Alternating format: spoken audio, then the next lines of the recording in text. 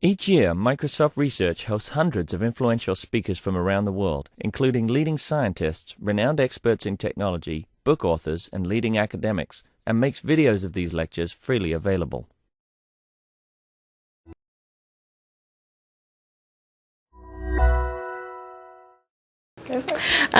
So I'd like to welcome Claire Horseman here today from KO University. She's an assistant professor at KO, and she's going to talk to us about quantum pictorialism for topological quantum computing. So, Claire. Thank you. And thank you for having us all and letting us talk surface codes ad nauseum, ad infinitum at you. So, what I'm going to talk about today is yet another instantiation of the surface code and a way of linguistically representing the surface code. Rather than circuits or matrices, this is actually going to be a high-level language that we can use for representing the braids and the defects within the surface code. This is work I did when I just arrived at KO, and this uses a particular form of pictorial quantum language called quantum pictorialism that has come out of Oxford recently. It's all based on category theory. You will be very pleased to know I am not going to teach you category theory. I can if you like. I can, Others have tried. Others have tried. But the great thing about this way of doing it is it's quantum mechanics in pictures. And the pictures are guaranteed they're a proof algebra. So you can manipulate pictures instead of equations. And everybody suddenly gets much happier when you say that. So, what am I going to talk about? First off, I'll give a brief introduction to the 3D surface code model. I've got a few extra slides I just put in at this lunchtime, so we'll go through the different types of surface code and where that fits in with what Shota talked about this morning and what I talked about with some of you yesterday about the planar code. There's a whole family of surface codes, and I'll also say a little bit about how they relate to the anionic topological model, because these are all closely related. And one of the things I would like to see at some point is the use of this language within the anionic topological model, because I think it should work natively the same way it does with the surface code. And then I'll start talking about quantum pictorialism, so quantum mechanics in pictures. And I love this. It's a process algebra, which means there are some slightly non-intuitive aspects to it because you're representing processes rather than qubits. But that then makes it easy to map to the surface code, as we see. And I'll go through the work that I did, which was showing that you can use quantum pictorialism as this native language for the surface code, because that had been thought, it was probably that the Rausendorf, Harrington and Goyle, when they invented this in their original paper on the 3D surface code, said, this kind of looks like quantum pictorialism, but we don't know how to make that formal. So what I did, and this work in the paper's up in New Journal of Physics, I made that formal. So we now have an absolute isomorphism between the geometry of the quantum pictorialism flow diagrams and the geometry of the defects within a 3D quantum computer, which means you can use, as I want to use this, pictorialism as a compiler language for the surface code. Because you have a one-one correspondence between the geometries, you can then, rather than manipulating circuits or matrices or anything at a low level like that, you can at a high level manipulate the quantum pictorialism diagrams and then immediately use those as almost VLSI type layout diagrams for the surface code, which it also gives you, and I'll talk about this at the end, another way to optimize. Because within this language, you have a whole sequence of rewrite rules. And you can automate these rewriting. And these rewrites give you another parameter space to optimize over. So let's dive in. 3D cluster state topological quantum computing. What's that? Instead of doing what Shota was talking about this morning, of having a two-dimensional system that evolves over time, and you measure the qubits and you reinitialize them and then you measure them again, the three-dimensional code uses strings of, if you like, single-shot qubits. You measure, say, a photon, it's gone. You can't use it in the 2D surface code, you can't reinitialize it. You can use it in the 3D, because you only ever need to measure. You don't need to reinitialize, you don't need to perform stabilizer operations. The third dimension in the 3D cluster model is standing in for time. Instead of having a two-dimensional system that evolves over time, you have a three-dimensional fixed system. And we'll see in detail how that works. This is the fundamental unit within the 3D model. So every point is a qubit, almost certainly a photon. The lines between them are controlled Z operations. You tile this in all three dimensions. You have this huge three-dimensional cluster state. So this is a highly entangled surface. The same way as in the two-dimensional case, you have a highly entangled two-dimensional system where the entanglement comes because you've measured all the syndromes. So that's just differentiating between, it's to make it easier to see. The white and the red are identical. They're just photons, you entangle them. So let's do a brief digression into all the different types of surface code. So this is a two-dimensional planar surface code. So these will be made out of qubits that you can initialize, measure, reinitialize, solid state qubits. And what you're going to do, this is your syndrome qubit, these are your data qubits. You're going to measure the syndromes, exactly as Shota said this morning. With the planar surface code, it's 1 qubit per surface, which of course, how do you then interact them? Well, that's another story that I'm not going to get into today. That was the first surface code that came up. 1 surface, 1 logical qubit. This is another type of two-dimensional surface code. You have a single defect in the middle. So this is where you're not enforcing that syndrome. You don't measure the syndrome of these 4 qubits. You have a degree of freedom in your lattice. You have a logical qubit. But if you look here, so these are your logical operators. You have to operate on all of these qubits simultaneously to perform a logical operation. You can't change the degree of freedom held in this surface except by these rings or chains. And the chains go between the defect in the middle and the edge. So again, this is a 1 qubit per surface. How do you get more than 1 qubit on a surface? You do this, 2 defects per qubit. And then your logical operators are defined between the defects rather than between the defect and the edge of the lattice. So you can have a big lattice with lots of these defect pairs in them. And then you braid them, so you move them around each other, and you intertwine their logical operators. And when you intertwine logical operators of encoded qubits, you've performed a gate. That's what a 2-qubit gate is in this type of surface code.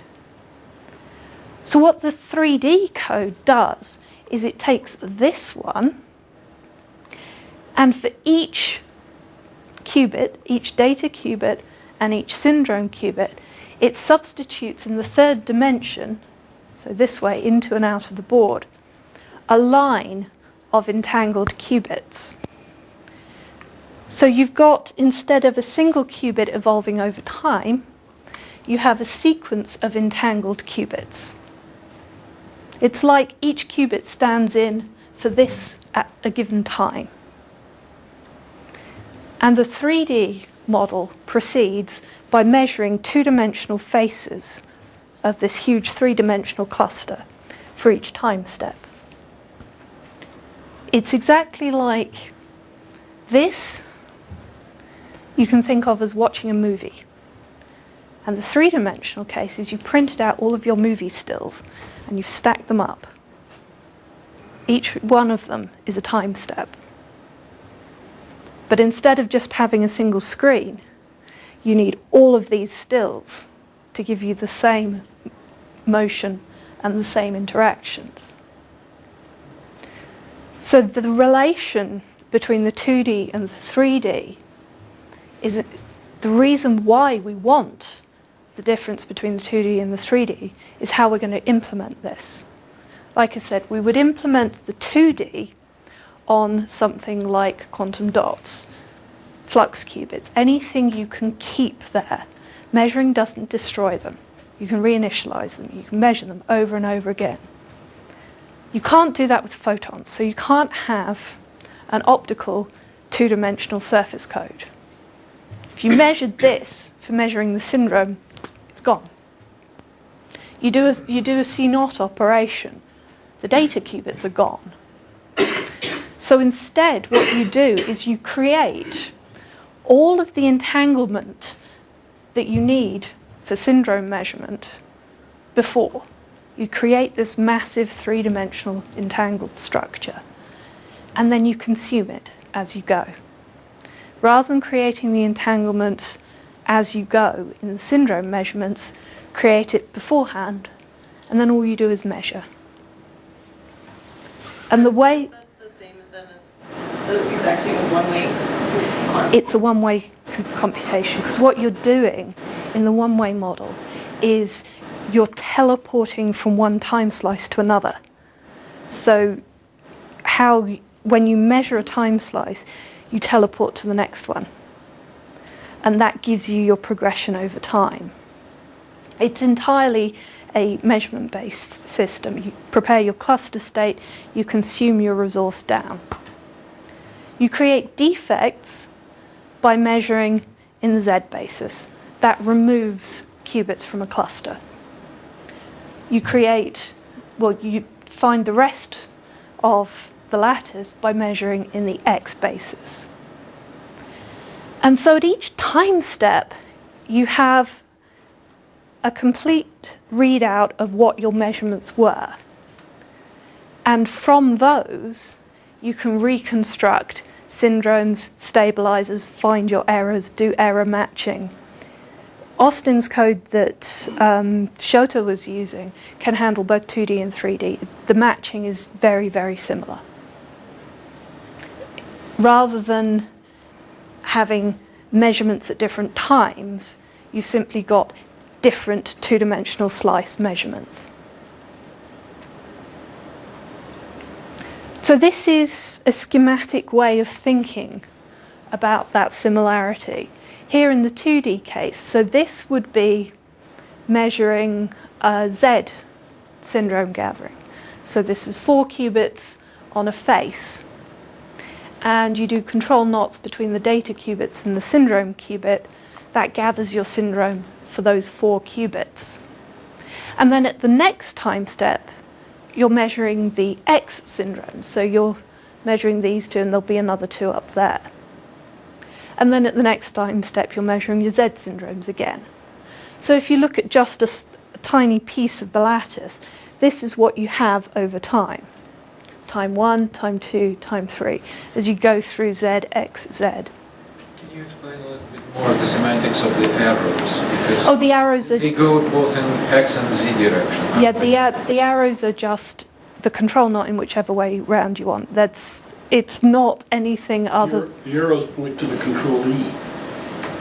No, the arrows point to the syndrome qubit. In this case... Which is the control E. No, they're the X ones... So for the Z syndromes, you have to control on the Z syndrome X.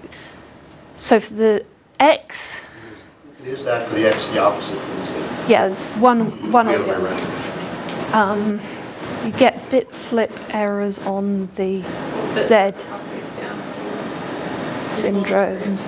Well, you pick up your bit flip errors on the Z syndrome measurements, which means this is control target and this is control target. Control target is another way of saying control. Yes, but they're different ways They're around. backwards on the two diagrams. On the X, the syndrome is the control and the data is the target. On the Z, the syndrome is target, data is control. That's all.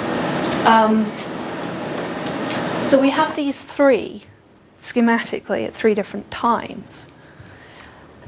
And in the three-dimensional case, we would have this unit element. And we'd just have these 5 qubits at the back, these 5 at the front, these 8 in the middle, all joined by control Z operations. So you can see structurally how they relate to each other. And that's our unit cell. It's exactly what I showed on the previous slide. That's why we have this as the unit in the 3D cluster. So what are the 3 dimensions again? I'm totally confused now. Who is them as Z and who is X in the 3 dimensions?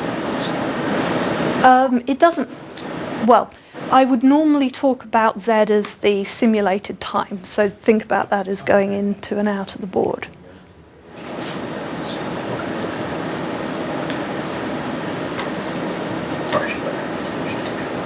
So what we do, as I said before, is we measure out individual qubits. So here, if we wanted to make a defect in this lattice, we would measure this qubit and this qubit.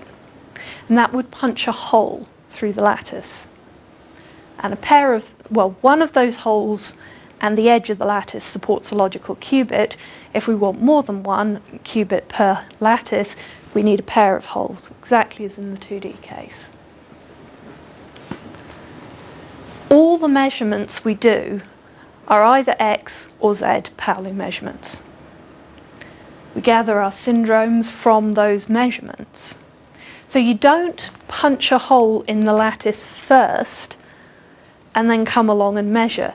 At every time you have a measurement pattern that says, right, where my hole is, I measure Z, and everywhere else I measure X.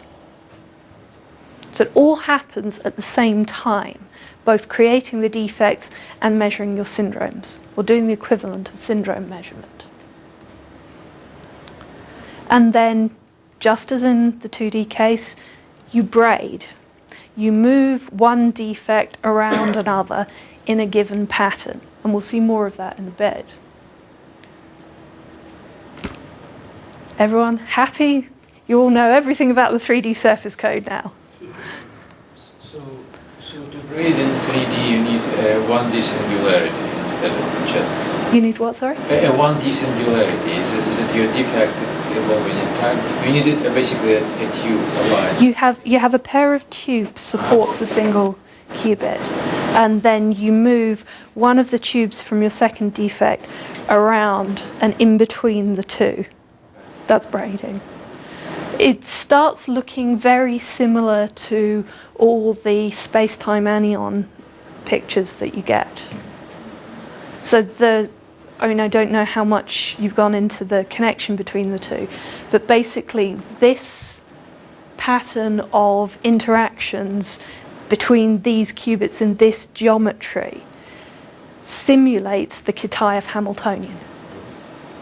It's an exact, we're creating, it's almost like we're doing an emulation of the Kitaev Hamiltonian. We are emulating anions. However, it's an awful lot easier because we can do it in things like photons and quantum dots. We don't have to go off and try and find fractional quantum Hall effects. So that's the connection between these two. We're simulating the anionic Hamiltonian rather than going into nature and finding something that actually works on that Hamiltonian. So this is showing how we put together this unit cell. Like I said, you tile it in all 3 dimensions, you get your lattice. And this is part of a braid. So everywhere within this block, you're measuring out in Z. Take it out of the cluster. Everything else outside, you'll measure in X. And again, the size of your defect here is determined by the code distance, which is determined by how long you want the computer to run at what accuracy. So the code distance here is the distance around one of these defects. It's also the same as the distance between the defect pair. That's your code distance. You create these tubes from singular points in exactly the same way as in the 2D case. So if you want to start, say, in the 0 state, you initialize everything. Well, you're always initializing all of your qubits in the plus state because you're trying to build a cluster state. So you take one, measure it in Z, that gives you a 0. Then you expand out the region that you've measured in Z. And then you turn a corner like this, and you end up with a horseshoe shape. So if we've got simulated time going like that, you start off with this horseshoe. So you start measuring, and the first time you hit it, you have a long band of measurements in Z. And then the second time, it striates into 2. And that's how you create your defect pair. And if you're doing singular state injection, simply right at the beginning, you inject the state there before you spread it out. So it all works analogously to the 2D code. So what we have for an algorithm is a collection of braiding patterns. It's a collection of these tubes wandering around in this lattice and braiding each other. It's a 3-dimensional tube diagram, like that. So this is a C0. Can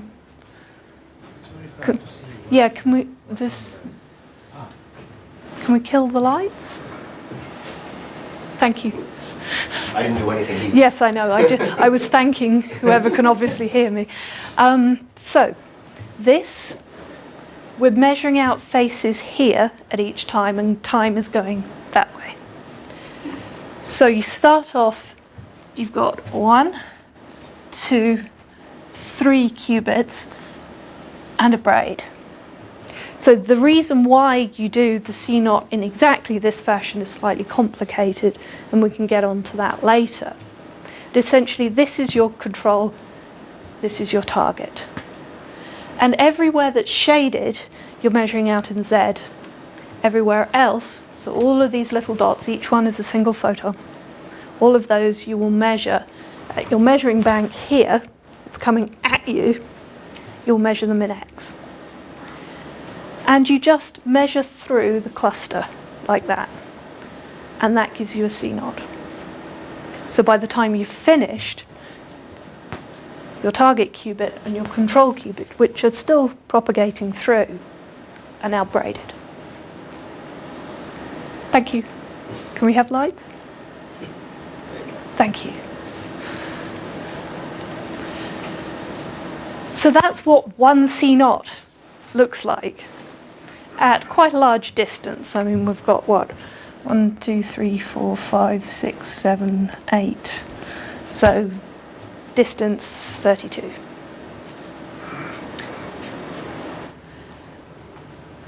When we go, so braiding, when we go to a full algorithm, how tractable do you think this is going to be? I'm going to show you a tiny part of the distillation circuits for singular state injection for the 3D code.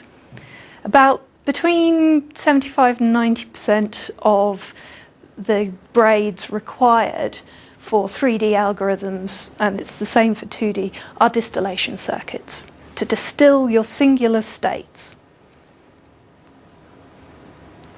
That is a tiny fraction of the braids you need to distill one T-gate state. You want to optimize that by hand? You want to lay out you want to give a quantum computer the instructions to measure in that pattern by hand? You look at that. If I hadn't told you what it was, would you know what it was? How can anybody eyeball that and tell me, oh yeah, that's distillation circuit. These are all C knots. If one of these is wrong, how can you tell? We don't have the tools, and we need to develop the tools. And that's why I want to develop the language that I'm going to present now, because this is too complicated to do by hand.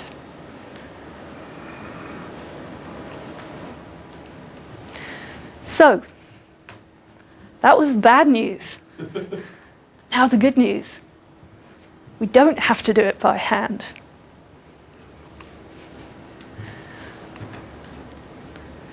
So, we want to optimize, we want to design, we want to pick out whether something's wrong. We need a compiler. We need a high-level language for these braid patterns. We need something that we can automate, something that we can program, something we can send to a computer and say, tell me what this braid pattern does.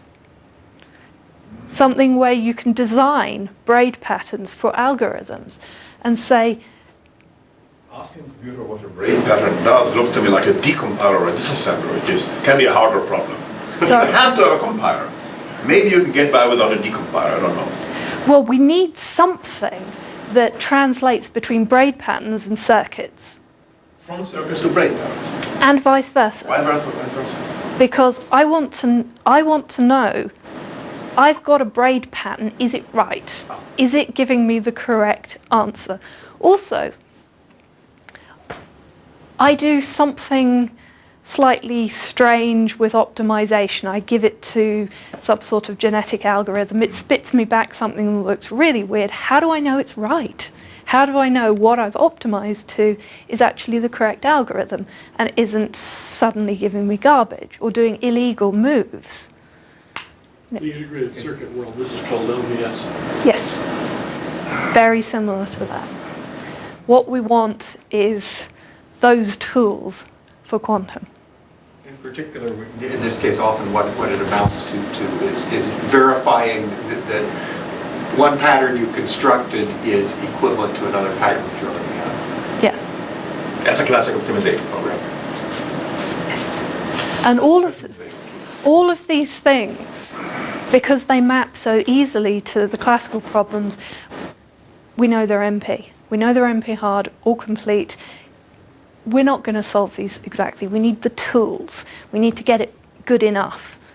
And we don't even have the slightest tools at the moment. Not aiming for perfection in any of the optimization stuff. But we just need better than we have. Slightly crazy question here. Once you have a quantum computer, does NP stop you? At the moment, that is unknown and left up to people's intuition, and I would say it's an interesting question whether we can get polynomial speedups of NP problems.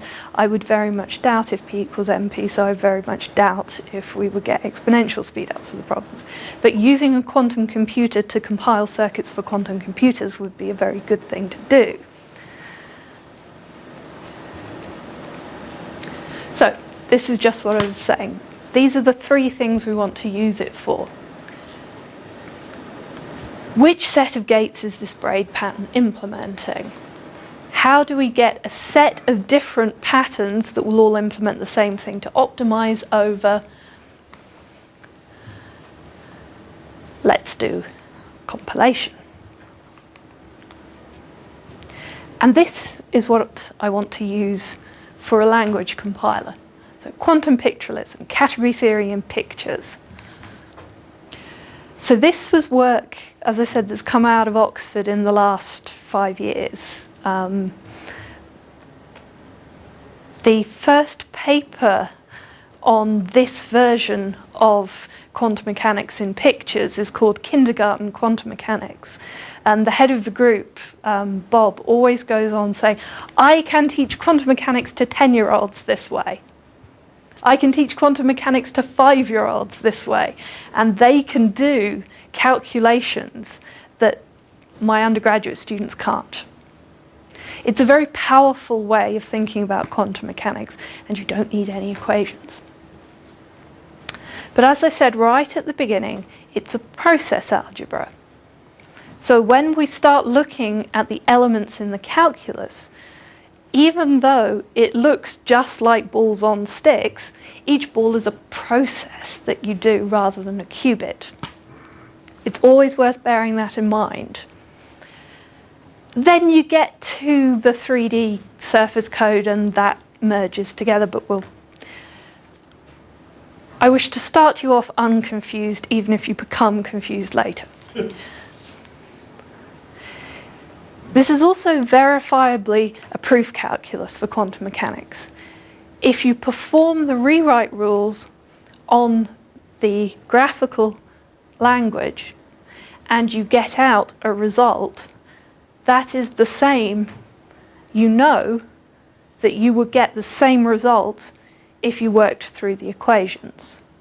I can give you references for that. It's a very nice paper by Peter Selinger.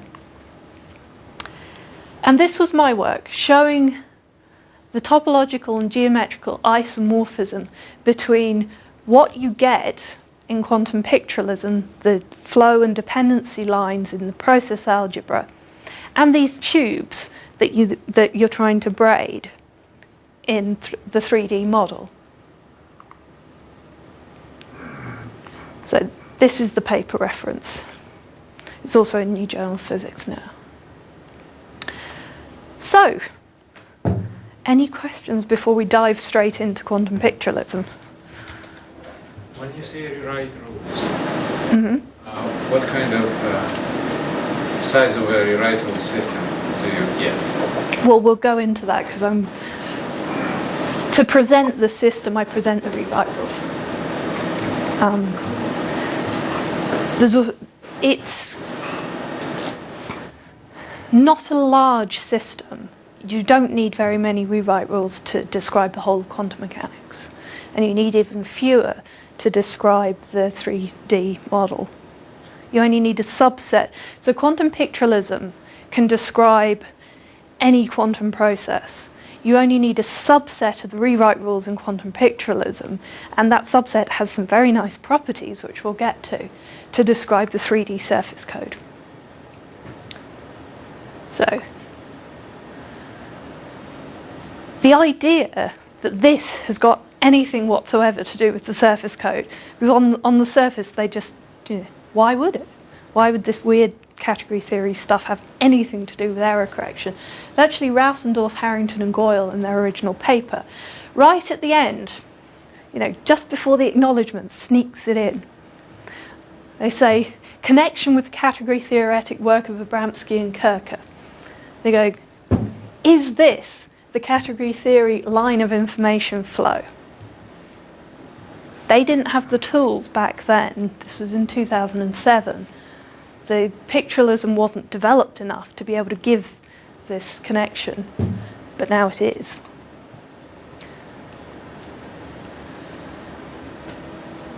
So this is the fundamentals. Everything I'm going to show you corresponds to an element in a symmetric monoidal category with strong compact closure, which I'm sure means everything to you. You have rewrite rules on these elements. There's been a lot of ways down the years that people have tried to do quantum mechanics graphically. I don't know whether any of you have seen this one. Roger Penrose, 1977, Penrose's tensor calculus. So this was Roger Penrose going off on one, going, hey, I can do quantum mechanics graphically. And people kind of scratch their heads going, this is slightly weird, but it actually spawned the entire category theory diagrammatics industry that we now have. Is it when he invented his triangle? Yes, so this actually has this has a strong relationship to what I'm about to show you, and actually relates, as we'll see eventually, to the horseshoe beginning of a braid. That's what his triangle relates, it maps onto. But quantum pictorialism isn't the entire family that have come out of Penrose's tensor calculus. It's specifically the category theory diagrammatics. So, yet again, remember it's a process algebra. And we're seeing the dependencies. We're seeing which processes depend on the output of which other processes. If two processes are connected, that means they depend on each other. So let's dive in with an example. I don't want to take you straight into the, here's all the ways that you start it and build it up. I just want to use it. I'm going to prepare a Bell state. So this is qubit preparation. Time flows down the page. Once we start getting into more than 2 dimensions, it gets fun. We'll see some 4-dimensional diagrams later on. What do you mean time flows down the page? Process time. What does that mean? That means, as we'll see in a bit, you have 2 qubits, you do this process, and then if there were any more processes here, you do those. So it's really dependence. It's what, sorry? So it's dependence? It's dependence, yes. I'm wondering about the arrow of time here. Or put another algebra perspective, and that's Feynman diagrams in field theory, where time plays a secondary role to dependence there for sure. Yes, that's not. The Feynman diagrams aren't really process algebras, though. No, I understand. Yeah. So this is, every dot represents a process. So these dots with no input are state preparation. So the green one, you prepare a plus state. The red one, you prepare a 0 state. And then what we do, so there's our individual qubits. Now we're going to do a C0 between them. And that's this. So we prepare, and then we perform these processes to do a C0. So your diagram for the EPR state is the preparation procedure. So you prepare and you C0. So this is the pictorialism representation of the EPR pair 0, 0 plus 1, 1. So you can start getting a flavour, we've got 2 different colours of dots. They've got something to do with the X basis and the Z basis, because the green was preparing in plus and the red was preparing in 0. And then when you connect them together, that's a gate. So you're making each qubit dependent. So there is a little bit of ambiguity here, right? Your starting point was to say that all those round shapes are processes. Yes. And now C0, you also just called it a process, but there is no round shape for C0. Yes, here this. So this is state preparation.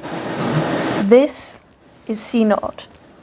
So you create an EPR pair by doing the state preparation and then the C0. So the process is not visualized as a round shape. Yes, it is. It's visualized by these 2 round shapes connected. Right. Okay. I got it. Yeah. So each dot is a single qubit process. Although that's not strictly true, as we'll see later. So you start getting the idea.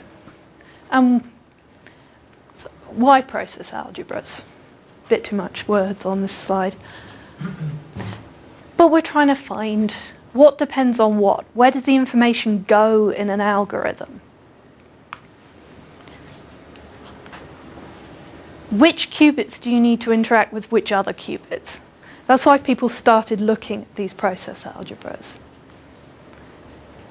Now, in the classical world, it's obvious that you can do a process algebra for an information process. Yeah. Information doesn't change unless you poke it. In the quantum realm, a lot of people think you can have non-local change of information. That if two things are entangled and you change this one will automatically change. So how on earth can you have a process algebra if there's nothing connecting those two? You poke this and this one changes. And that was the starting point for the category theorists.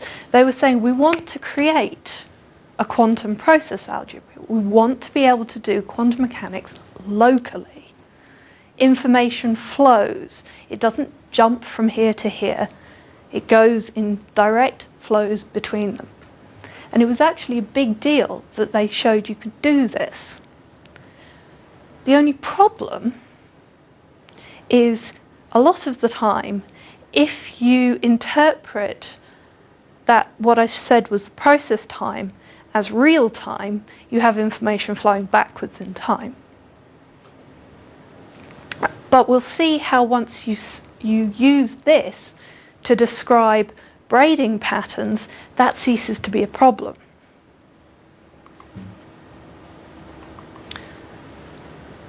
And we have process rewriting, as I said. Now, all of these algebras that came out of Penrose's tensor calculus have normal forms, which means you rewrite, and you hit a normal form for that particular unitary. And we have that in quantum pictorialism as well. And that's very, very useful when we start applying the rewrite rules to braid patterns. And we're not quite there yet. But we can get down to normal forms. And if two things have the same normal form, you know they're identical. That's just a proof that a normal form exists, not Yes. a recipe for actually getting there. Correct. But Not every system of rewrite rules would give you a normal form. exactly, it's a big deal to have that.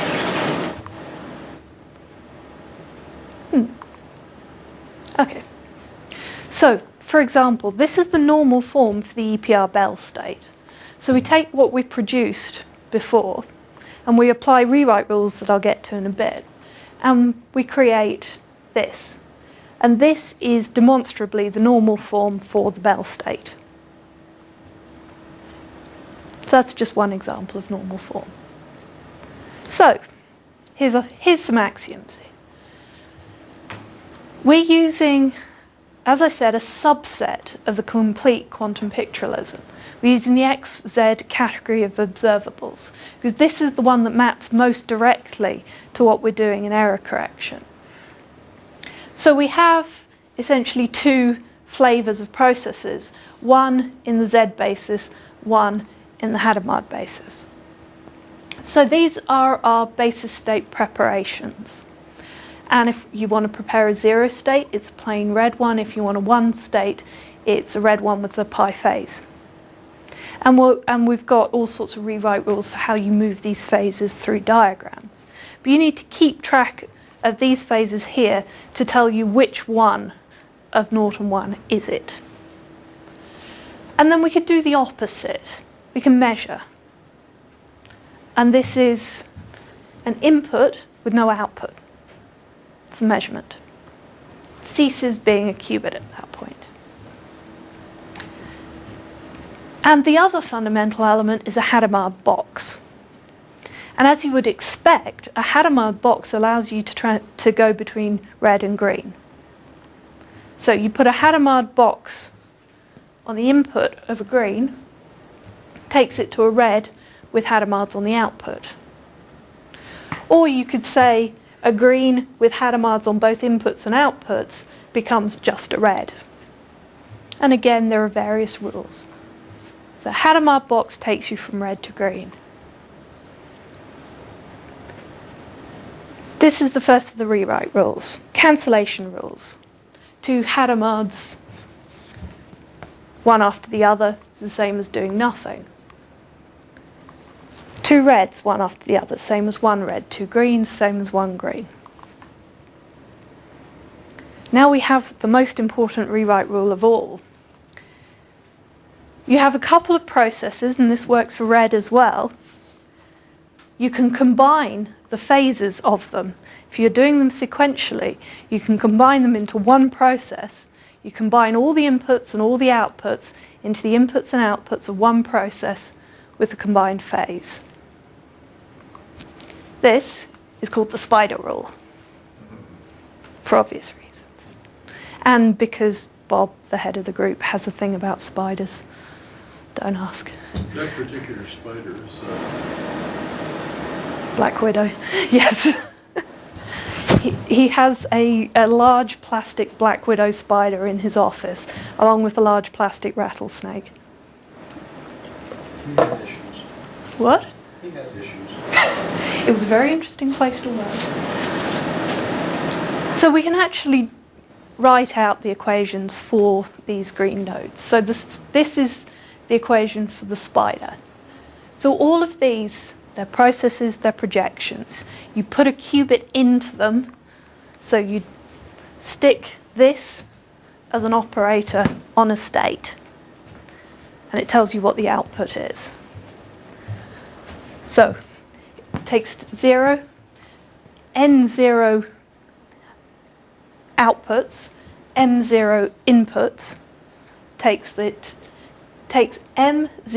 inputs to n0 outputs, and m identity inputs to n1 plus phase outputs. It's just the way it works. And we can use this to build up gates.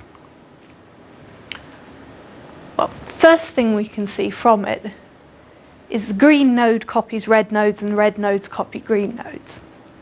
So if you input a red into a green, it splits it into 2 reds. You input a red pi into a green, it splits it into 2 red pies. This is an interesting one. This is really useful in the surface code. You put a red into a green, and the red is a state preparation. Suddenly it's as if you prepared 2 reds. Bang, they're unentangled. The green node here, you can think of it like this. If it was a red node, so invert the colouring, you do all of this in the Hadamard basis. And now we have gate operations. So these are the patterns for gates. This is the pattern for the C0, this is the pattern for the CZ. And this down here, if you really want to verify that's the correct pattern for the C0, so this is rail 1, rail 2, rail 1, rail 2, rail 3. All I've done is write down the spider rule for each rail. And suddenly you pop out as a C0. It's kind of cute. You can either draw this picture or you can do this maths. It's up to you.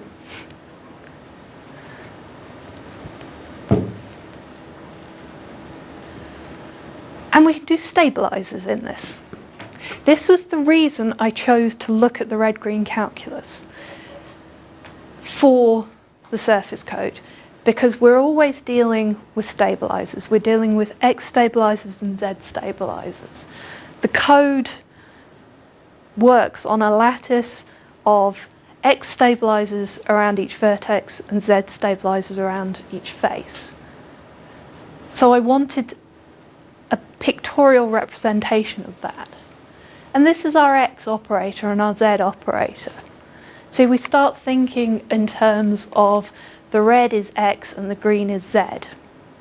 And we'll see once we get on to how the lattices look in this, we can start actually eyeballing stabilizers, which is not something you can do if you look at circuits or if you look at the matrices or if you look at the states of these things. You can actually pick off which ones are stabilizers. So we can verify what's a stabilizer by applying the rewrite rules that I've given you. So, first one. I've started off with the EPR state, and then I've added in the XX operator. Applied the rewrite rules, I've got back to the normal form for the EPR pair. That means XX is a stabilizer of the state. Same here, Z, Z. Rewrite, back to the normal form. We've shown it's a stabilizer. Again, quantum mechanics in pictures. Not an equation inside, apart from that one. So there seemed to be a choice which vertex you started rewriting from. The entire rewrite system, and I was going to say this at the end, but I might as well say it now. The subset of the rewrite system we use for the 3D code is fully confluent. Doesn't matter. You just do it as greedily as you want, grab any node, start rewriting, doesn't matter. You'll always... So I could have started rewriting it from the red node, yeah. upper red node. And you'll get... Got the same. Always get the same. Whichever rewrite rules you start from, you'll always hit the same normal form. So let's do this in the 3D model. And cluster states in quantum pictorialism. So another reason I use the ZX calculus is because cluster states have a really, really nice form in it that was known beforehand. You have a two-dimensional cluster state here. So I've just put it in this form so we can see. And the process diagram for it is a two-coloured diagram in an extra dimension. And we always see this when you go from an n-dimensional physical system. Because you need to add in a process time dimension, your process diagram is n plus 1 dimensions. So this is a three-dimensional plot. You can think of these as time, process time going into the board. And it goes up 1 dimension. We can do 3D. So these are the 4D diagrams I promised you. So that's your physical layout. This is your red-green layout. So that's the first face, the middle, the back face, and then process time is into 4th dimension, whichever one you want to say is that. To see on the previous slide how everything got its color. I mean, what do you mean? It's against the law of increase of entropy. The gray picture, no, the other one. That one. So the gray one had the really high entropy, right? And then the entropy suddenly decreased because there's... So the grey one, sorry, this arrow shouldn't be there. That doesn't mean rewrite. Yeah, that arrow, forget that arrow. Okay. The grey one is the physical cluster state layout. That's just the geometry of the physical cluster. Oh. And then this is how you write it in the pictorialism, and this is an equivalent form. If there is no error, no problem. There is no arrow. You see no arrow. And yeah, there's no arrow here. Okay. So it suddenly starts looking like it's very nice. Now when we look at the 3D lattice for topological computing, we start seeing structures. We start, for instance, seeing the primal and the dual lattice. If you go back to the original element in the cluster state that I showed, if you tile that, the whole cluster is self-similar at a spacing of half a lattice cell. So you have essentially two intertwined lattices, primal and dual. And we can see those in pictorialism as red-facing and green-facing cells. So this would be a cell on the primal lattice, so faced with red front and back. And this, at half lattice spacing in each direction, is a cell on the dual lattice, spaced with green. So suddenly we have a very neat way of showing dual and primal.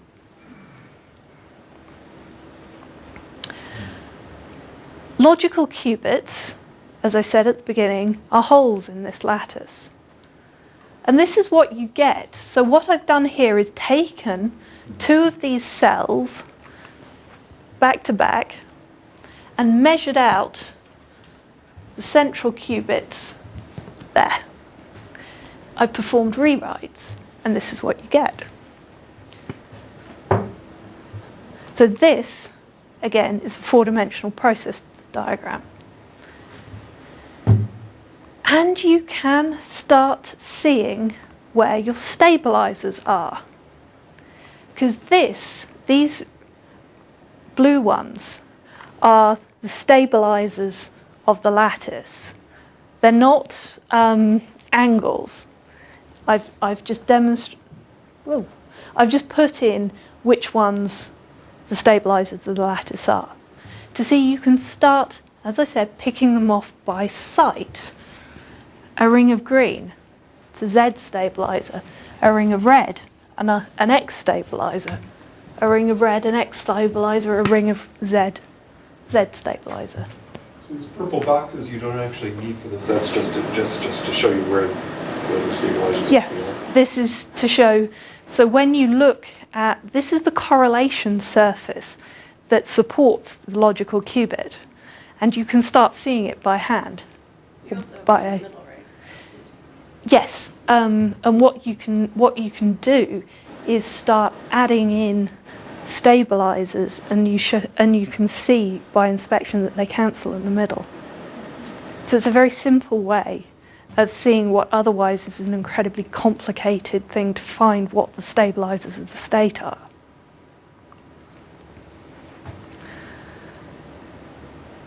So we need two more elements to show that when you punch a hole in the lattice, what you get is topologically equivalent to one of these process diagrams. First thing is we need to get rid of one of those pesky dimensions. I said we've started doing four-dimensional diagrams, but in the end we want to say this is geometrically the same as a three-dimensional system. How do we get rid of the extra dimension? This is where the measurement of the cluster comes in. When you measure any cluster state, you take this open process graph, so it's got these legs here that you can add extra things to. I've added in measurements, these green dots are measurements in X, to all my qubits, performed the rewrite rules, and this is what you get.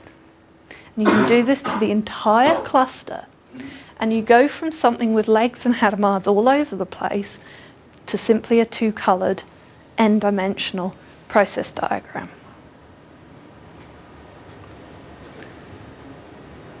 Number two, at the moment, all of these diagrams, so here, I've got the processes involved in each individual qubit.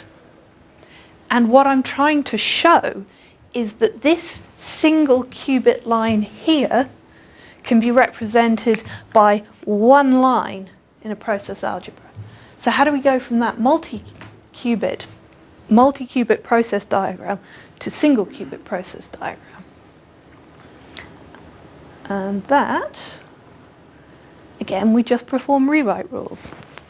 So what I did was take the unit cell, this has put it into a more schematic form, put it into the red-green, it's a four-dimensional diagram, put in the measurements, rewrite it, suddenly out pops a single line.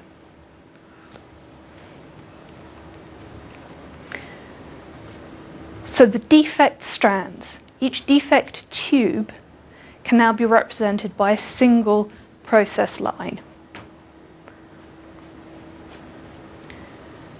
And we can see our logical operators. So in the 3D model, Z operators, logical Z is a ring of Z operators around the face of one of the defects. And this is it schematically. This is a double defect here, created here, and this is the end, and we've put a ring of z's around, rewrite it. It rewrites to a z operator on a single logical qubit. We can do the same with x.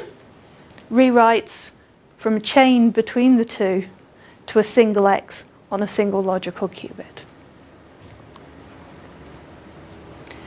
Final one we can do is braiding. So you can think of the green qubits as on the dual lattice and the red as on the primal. And if you're simply doing a 2-qubit braid for a C0, you go from primal to dual. Now remember that very complicated C0 I showed you right at the beginning? That's to go from a primal qubit input to a primal qubit output. If you don't care about where your, primal qubit control to primal qubit target, if you don't care that your target's on the dual, you just braid. You don't need the 3 plus braid. When I first saw this paper, it seemed to me one of the great strengths of this is being able to work in any basis you want, any time you want. And it sort of, I think, gains some efficiency, even independent of its ability to represent things. It also, it sort of has a language in its own right that's interesting. Yes, you can pick what red and green means. There's, there's symmetries between them. But this is a rewrite of what happened. This is the normal form rewrite of what happens to braids to qubit tubes being braided around, rewritten all the way down to single process lines. And it's exactly what you would expect. It's exactly dual lattice being braided with primal lattice. That's also your original drawing for C9. Sorry? It's also your original drawing for C9. Precisely. You can create, but this I created by going right back to the full lattice, making that a red-green process algebra, rewriting down. This is what you get out. So it's a good way of, if you can get the same thing more than one way, you know you're right.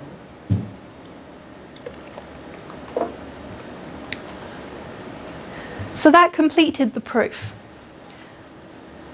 that if we want to lay out braids from pictorialism diagrams, all we have to do is look at it and say, okay, if it's green, that means that it's on the dual lattice. If it's red, it's on the primal, or vice versa. As long as you're consistent, it doesn't matter. And if there's lines between the two, we braid. Simple. You can take this and use it to lay out braids. Rather than manipulating braids, you can manipulate these diagrams. And these are all formal equivalence proofs. These aren't going to come back and bite you. There aren't sort of corner cases lurking there going, oh yes, but in one case you could rewrite it and get something that's not the correct braid pattern. This, as far as, I shall be bold and say this is cast iron. One thing I've not gone into in great detail, which I want to look at some point, is just to check the equivalence with the two-dimensional surface code. Because in the 3D case, you've essentially got your time dimension as a space dimension. It's there. It's the third dimension of the cluster. In the 2D case, we're going to have to go to space-time diagrams to get the equivalence. And there may be some things lurking in there. I don't think so, but for the moment, this is just provably equivalent for the 3D case. Now we can also start looking at error correction in this language.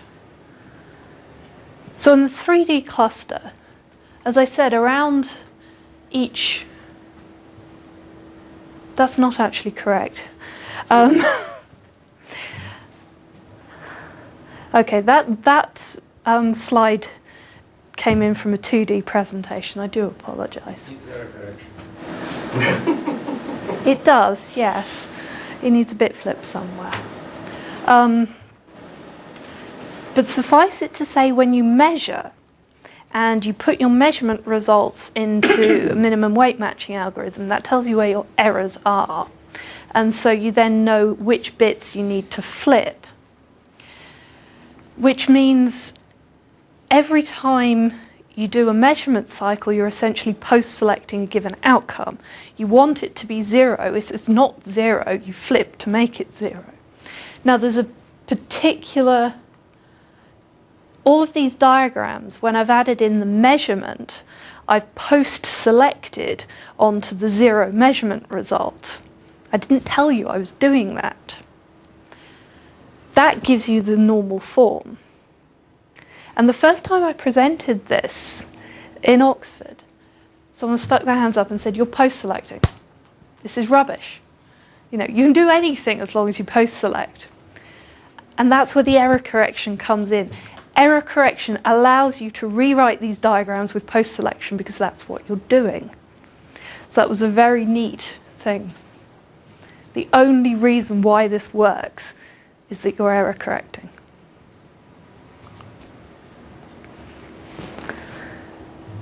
So we can show how our error correction is working. This was showing that any time you error correct, you always get back to the normal form that I've been using. So any combination, these 4, we're measuring out these 4, and an even number of them have to be 0 to get the correct parity. So here I've got 2 measured as 1 and 2 measured as 0. These pi's, when you rewrite, cancel out. As long as you've got an even number of them, they'll cancel out. So that's fine. So that enables us to say, as long as we're doing error correction, this is our normal form.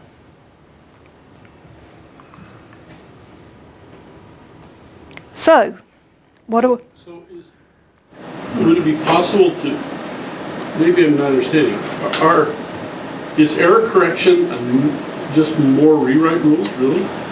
No, error correction is... Error correction is using... This going backwards. So, we've got our error correction. We've got our normal forms. We've got our compiler language. What are we going to do with it? The first thing I want to talk about is how to automate this. How do we automate the rewrite rules so that you can program in an algorithm into the red-green calculus, get it to rewrite to a whole slew of other red-green diagrams. And that gives you, for instance, a whole stack of things you can optimize over. You've got a whole set of red-green diagrams that correspond exactly to braid patterns that are not topologically equivalent. You can't necessarily continuously deform one red-green diagram into another. The rewrite rules break out of that. You can rewrite things that aren't topologically equivalent. So that's one way that this can help optimization. And we can also do pattern checking. They're not equivalent? Do they have the same topological strength? They implement the same algorithm, but topological equivalence means you can continuously deform the braids of one into the braids of the other. But there's no requirement that 2 braid patterns implementing the same algorithm are topologically equivalent. They implement the same unitary, but they don't have to be. You don't have to be able to find one by continuously deforming the other. And a lot of optimization strategies people have come up with involve continuously deforming your braid sequence. So this can kick you out of that. So it can give you another dimension to your search space. And I want to do...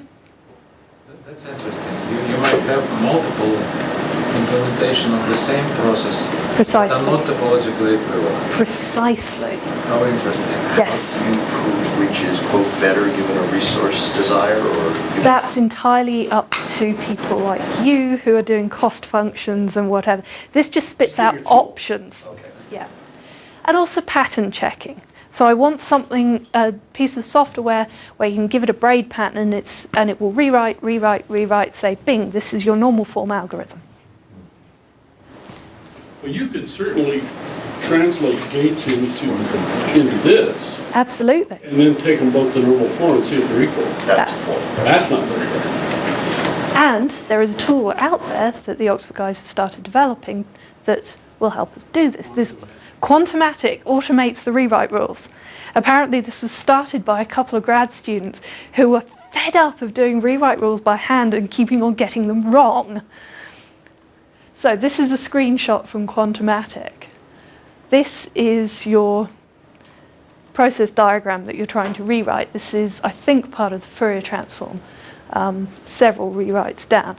These are the available rewrites. You can get it to apply all of them greedily or only one, subsets of rewrite rules. So one thing I'm doing at the moment is isolating the subset of rewrite rules used for the 3D cluster state model, so that we can actually have a module on this that is the 3D model rewrite rules. Because the full set of rewrite rules isn't confluent, but the subset that I'm using is. So I want to just be applying those rewrites. I don't want any other ones to nastily sneak in. So that is a very cool potential way to go forward using Quantumatic. So the complete set of rewrite rules doesn't give you a normal form, right? Correct. That's unfortunate. It does not, or there's no recipe for getting it? There's not guaranteed to be normal forms. You can get into infinite rewrite loops. There would be for the general case. Yeah, for the general case, you can potentially get into infinite rewrite loops. Has anybody done a gate to this monad translator? Going the other way? Not yet. That wouldn't be too hard. It shouldn't be too hard, no. I mean, at the moment with Quantumatic, the problem is getting bodies using it and working on it. So I will wrap up there. Conclusions.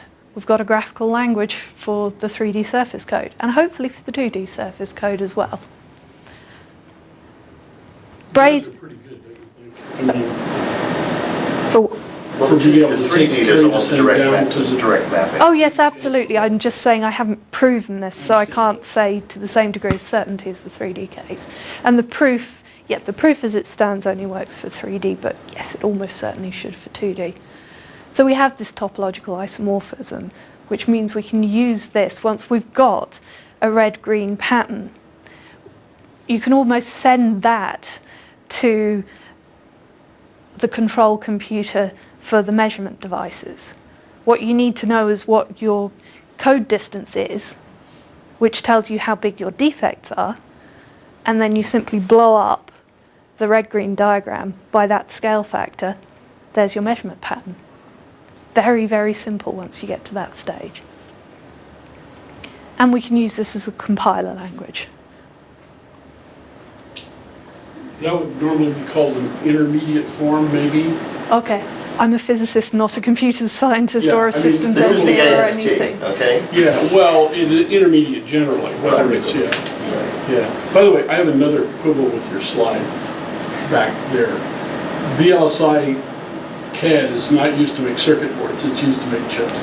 That's no big deal. I stand corrected. You're forgiven. No problem. Yes, and finally, putting this all together into an automated tool is the way forward. And also putting this, once you have an automated tool for this, it can start searching through algorithm space and come up with new algorithms. That's where I think I'll end. Thank you.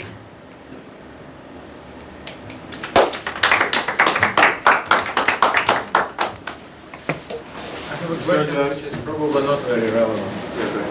Where is the category theory hiding here? The category theory has hidden so well, hasn't it? So each of the elements in the calculus correspond to elements within a category. And the fact that they have that structure enabled Peter Salinger to prove that when you apply the rewrite rules, that's an exact algebraic equivalence between input and output.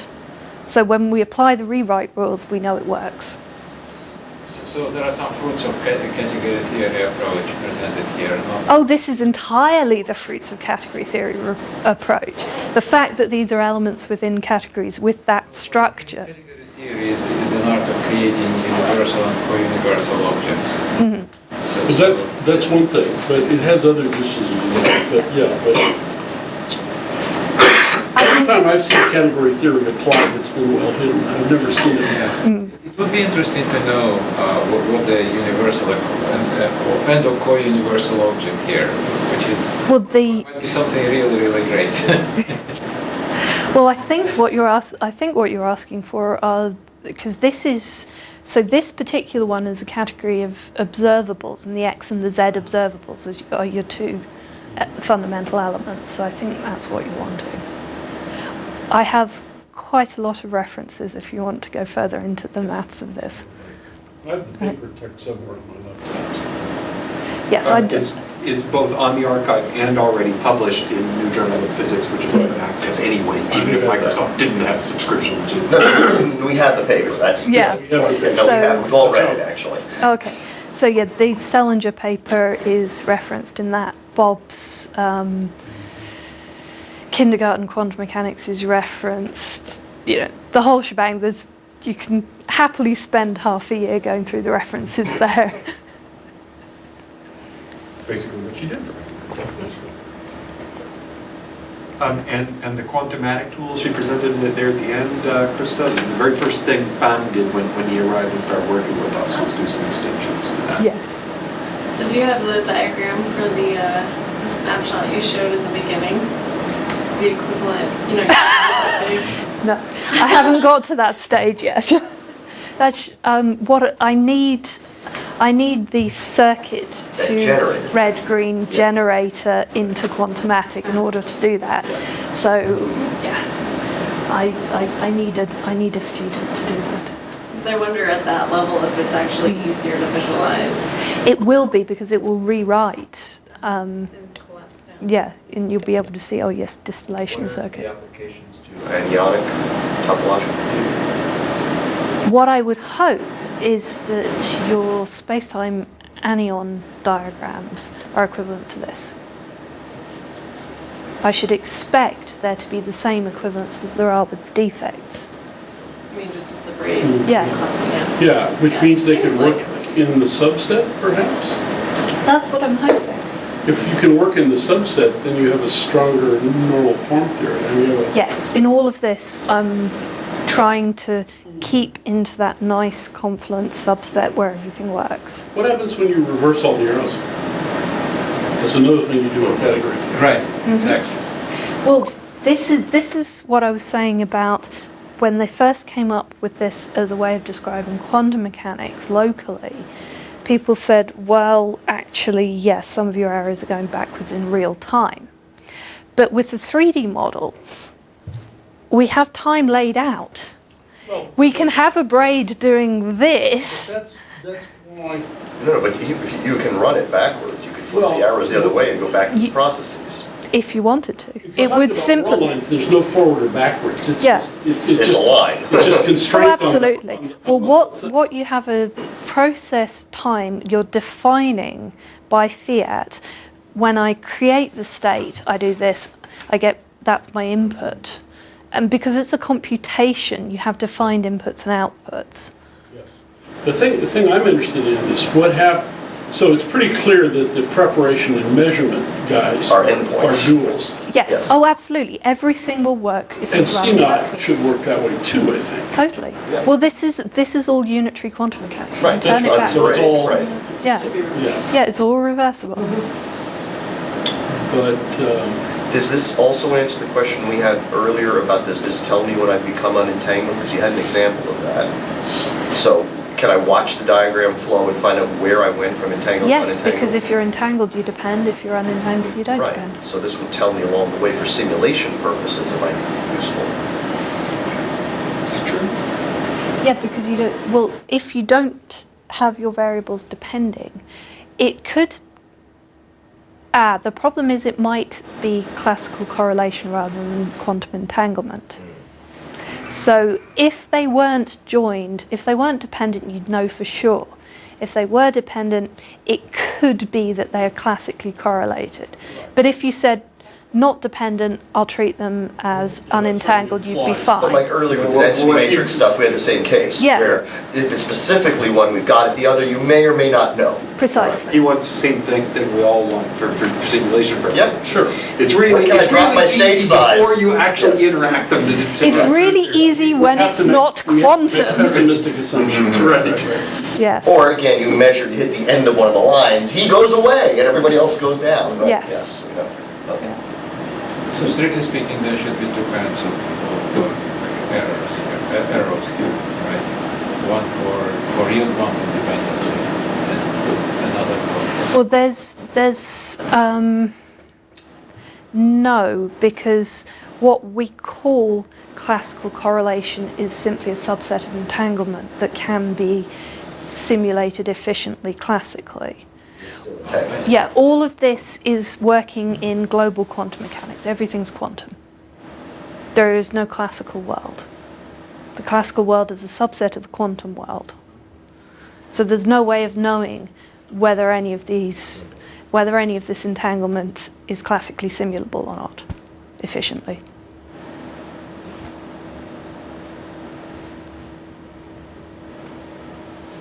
And then for the other logical, so you showed logical C0, something like a non-preferred. Well, you'd use state injection for the. So you allow state preparation. You would change your state preparation. you change your state preparation and you put a teleportation circuit into your lattice.